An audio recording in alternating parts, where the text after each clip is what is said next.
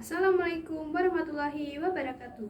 Yang terhormat Ibu Dr. Anda Sri Sami Asih MKes selaku dosen pengampu mata kuliah pengantar ilmu pendidikan. Perkenalkan, nama saya Salma Puspitasari dengan NIM 2501050350 dari Rombel H, mahasiswa program studi pendidikan guru sekolah dasar Fakultas Ilmu Pendidikan dan Psikologi Universitas Negeri Semarang. Tujuan saya membuat video kali ini untuk memenuhi tugas ujian tengah semester. Dan pada video kali ini saya ingin menjawab soal-soal ujian tengah semester yang sudah diberikan. Soal yang pertama adalah Anda sudah mempelajari teori-teori atau materi-materi tentang pengantar ilmu pendidikan. Nah, di sini saya disuruh untuk mengemukakan apa saja yang sudah saya dapat dari materi tersebut.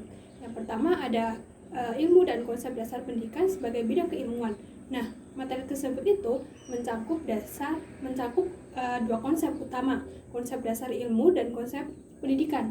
Menurut Francis Bacon, ilmu adalah satu-satunya pengetahuan yang valid dan hanya fakta-fakta yang dapat menjadi objek pengetahuan. Secara etimologi, ilmu berarti memahami, mengerti, atau mengetahui. Syarat-syarat ilmu meliputi sifat objektif, metodis, dan universal. Ilmu juga didefinisikan sebagai pengetahuan yang telah diuji kebenarannya, membahas hal-hal yang dapat diamati, dan berdiri mempunyai objek tertentu.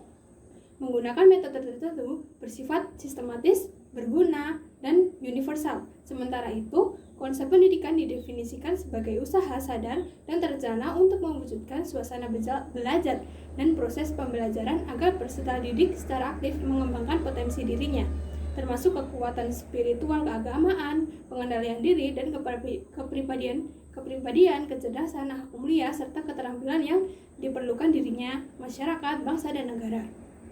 Konsep pendidikan juga mencakup pandangan seperti pedagogik, educare, mengeluarkan dan menuntut Erzikzum, serta definisi dari tokoh-tokoh seperti Langeveld, John Dewey, John Rousseau, Divakara, dan Ki Hajar Dewantara. Yang selanjutnya, materi yang kedua, filsafat manusia dan pendidikan.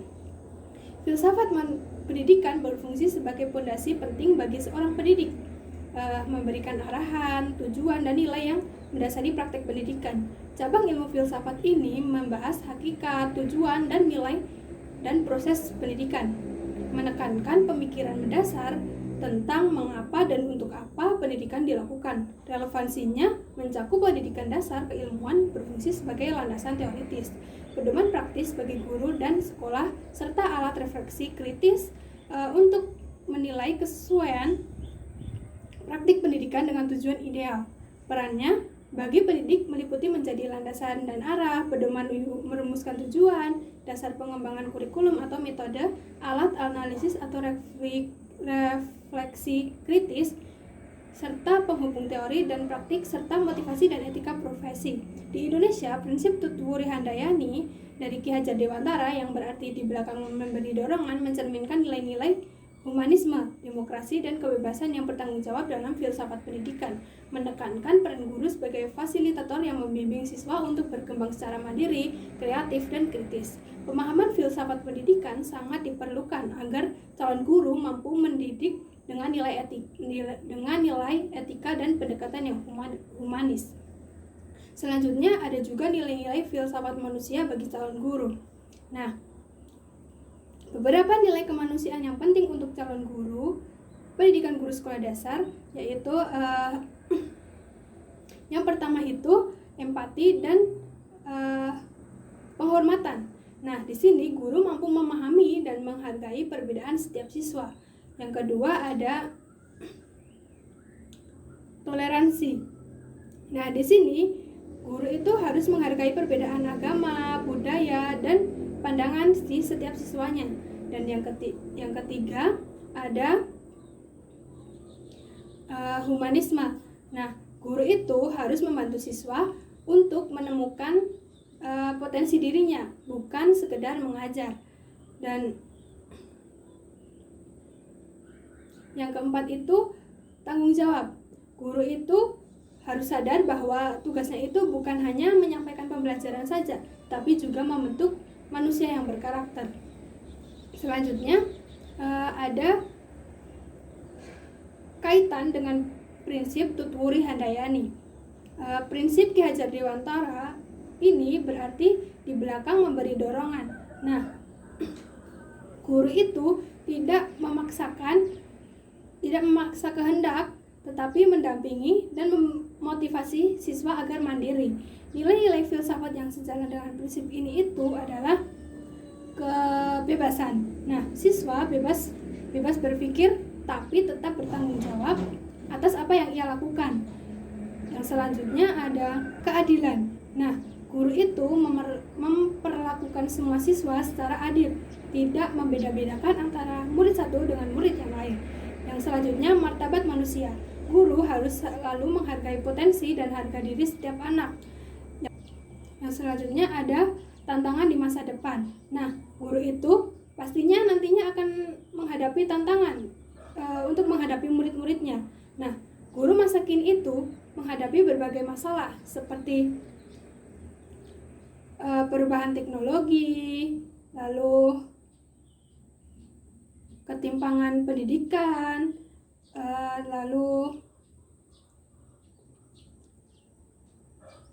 dan seperti menurunnya moral siswa. Nah, dari situ itu sebuah tantangan di masa depan bagi seorang guru. Dengan memahami filsafat manusia ini, guru itu bisa berpikir lebih kritis dan refleksi dan menggunakan teknologi dengan baik dan secara bijak. Selanjutnya, mendidik siswa dengan nilai moral dan kemanusiaan. Selanjutnya juga ada mengajarkan empati, kerjasama, dan tanggung jawab sosial. Materi selanjutnya, materi yang ketiga ada landasan pendidikan. Nah, materi landasan pendidikan berpotensi pada landasan yuridis, filosofis, sosiologis, kultural, psikologi, ilmiah, teknologi pendidikan, dan seni. Nah, materi ini membahas tentang dasar-dasar penting yang menjadi pijakan sistem pendidikan di Indonesia agar berjalan terarah dan bermakna. Secara sederhana, materi ini menjelaskan bahwa pendidikan tidak bisa berdiri sendiri, tetapi harus didukung oleh berbagai landasan. Landasan yuridis menjadi dasar hukum seperti Pancasila, Undang-Undang Dasar 1945, dan Undang-Undang Nomor 20 Tahun 2003 yang menjamin hak setiap warga negara untuk belajar.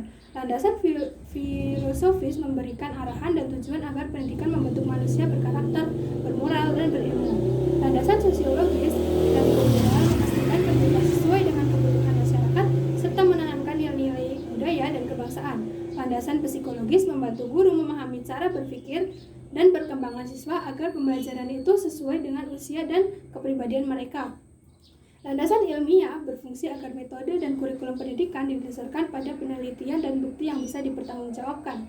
Landasan teknologi menekankan pentingnya pemanfaatan media digital untuk membuat pembelajaran lebih menarik, serta mudah diakses dan modern. Sementara itu, landasan seni memperkaya pendidikan dengan menumbuhkan kreativitas, kepekaan rasa, serta kemampuan berekspresi siswa. Semua landasan ini saling berhubungan dan melengkapi membentuk sistem pendidikan yang menyeluruh agar mampu melahirkan generasi yang cerdas, berkarakter, kreatif, dan berbudaya.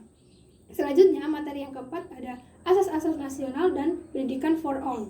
Nah, materi mengenai asas-asas pendidikan dan implementasi education for all dalam mewujudkan pendidikan inklusif ini membahas mengenai dasar-dasar penting yang menjadi pedoman penyelenggaraan pendidikan agar bisa diakses oleh semua orang tanpa diskriminasi. Secara sederhana, materi ini menjelaskan bahwa pendidikan adalah hak semua manusia dan harus dijalankan berdasarkan asas-asas seperti Tutwuri Handayani, belajar sepanjang hayat, dan kemandirian belajar. Guru itu berperan bukan hanya mengajar, tapi juga menjadi teladan, memberikan semangat, dan membimbing siswa agar bisa mandiri, serta berpikir kritis. Selain itu, konsep Education for All dari UNESCO bertujuan agar semua orang, baik anak-anak, remaja maupun orang dewasa, memiliki kesempatan yang sama untuk mendapatkan pendidikan yang berkualitas. Di Indonesia, konsep ini diwujudkan melalui program seperti PAUD, pendidikan dasar, pendidikan kesetaraan, pengarusutamaan gender, serta kebijakan merdeka belajar. Semua ini berlandaskan asas kesetaraan, inklusivitas, relevansi, dan kualitas agar pendidikan tidak hanya merata tetapi juga bermakna dan bermanfaat bagi kehidupan. Dengan kata lain, materi ini menegaskan bahwa asas-asas pendidikan dan prinsip EVA saling melengkapi untuk mewujudkan pendidikan yang adil, berkualitas, dan dapat diakses oleh semua lapisan masyarakat. Selanjutnya, materi yang kelima, etika dan profesionalisme dalam pendidikan. Nah, profesi guru tidak hanya berfokus pada penyampaian pengetahuan, tetapi juga memiliki peran penting dalam membentuk karakter dan integritas siswa melalui keteladanan moral. Guru dituntut memiliki kompetensi yang kuat seperti penguasaan materi, kemampuan mengembangkan diri, serta menjalin hubungan harmonis dengan siswa yang dilandasi etika profesi. Kode etik guru menjadi pedoman moral dalam menjaga integritas, menghormati hak siswa, dan mempertahankan standar profesional, sehingga bisa menciptakan suasana belajar yang kondusif, aman, dan inovatif. Etika dan profesionalisme saling berkaitan dalam mengembangkan kepercayaan masyarakat terhadap pendidikan, mencegah diskriminasi, serta memperkuat reputasi profesi guru.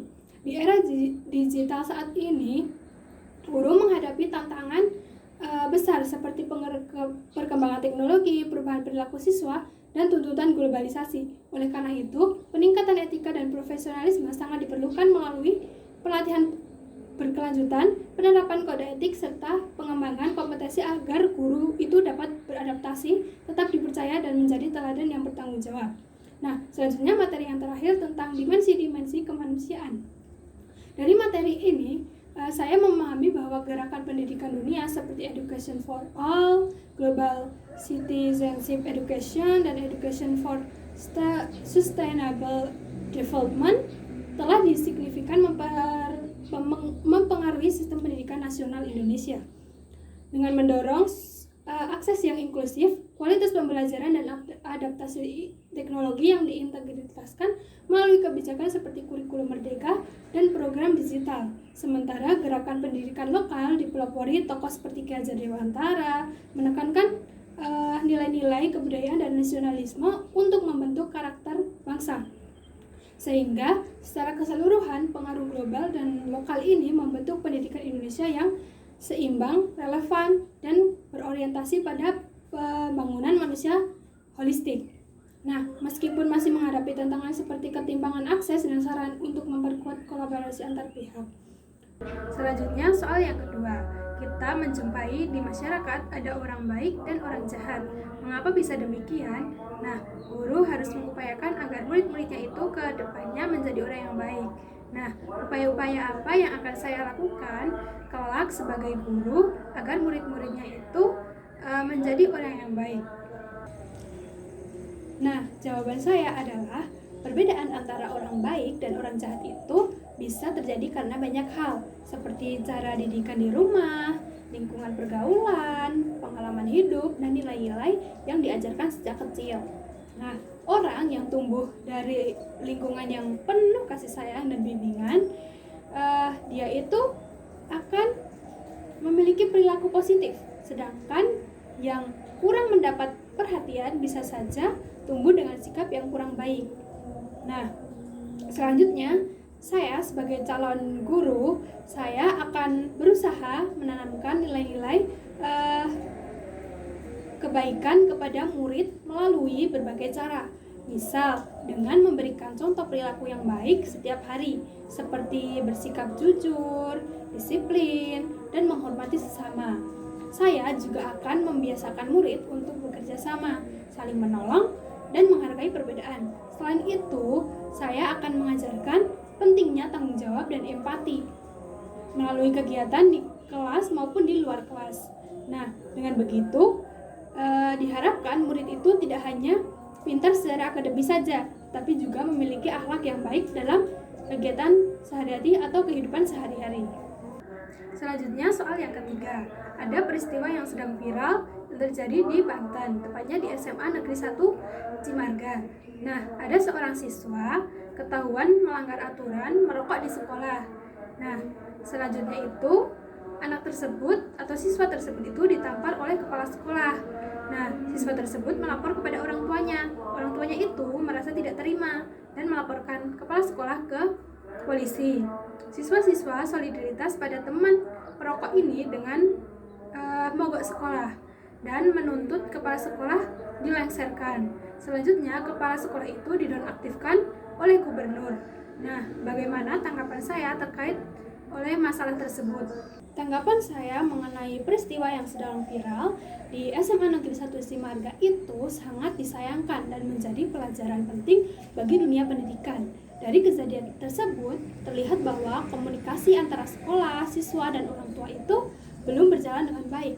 Kepala sekolah seharusnya menegur dan memberi sanksi dengan cara yang lebih bijak, tanpa kekerasan, karena kekerasan tidak bisa dijadikan solusi dalam mendidik. Namun, di sisi lain, siswa juga harus sadar bahwa peraturan sekolah itu dibuat untuk kebaikan bersama, jadi seharusnya tidak melanggarnya, apalagi sampai merokok di sekolah. Selanjutnya, orang tua juga sebaiknya itu tidak langsung melaporkan ke pihak berwajib, tetapi terlebih dahulu seperti berdialog dengan pihak sekolah agar masalahnya itu bisa diselesaikan secara kekeluargaan. Saya berharap ke depan semua pihak antara guru, siswa, dan orang tua itu bisa saling bekerja sama dan menjaga komunikasi yang baik. Dengan begitu, masalah seperti ini tidak terulang lagi dan sekolah tetap menjadi tempat yang aman dan nyaman untuk belajar. Cukup sekian jawaban dari saya. Jika ada kurang dan lebihnya saya mohon maaf. Wassalamualaikum warahmatullahi wabarakatuh.